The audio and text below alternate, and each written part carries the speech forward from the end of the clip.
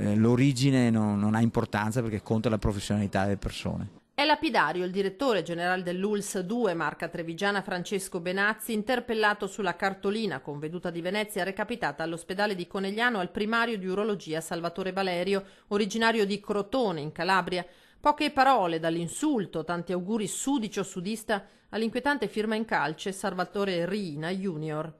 Mi dispiace per il dottor Valerio, che è un valido professionista, una persona umana che lavora bene e che dà un grande contributo al territorio dal punto di vista clinico e anche umano.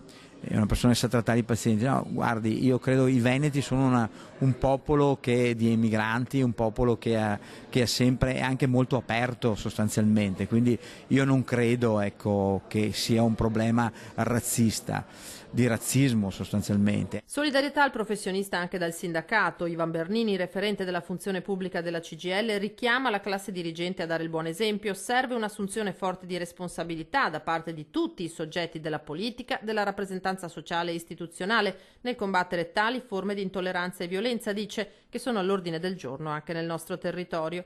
Il diretto interessato sta valutando se sporgere denuncia contro ignoti. Nel profilo altre volte aveva raccontato di pazienti insofferenti verso i meridionali in cui gli era capitato di imbattersi. L'episodio in questione lo ha commentato solo su Facebook, sfidando l'autore del gesto a rifarsi vivo, ma dimostrando anche molta amarezza. Avviso a tutti i ragazzi neolaureati o specializzati: prima di decidere dove andare a lavorare, leggete bene ciò che ho postato, è quello che vi aspetta.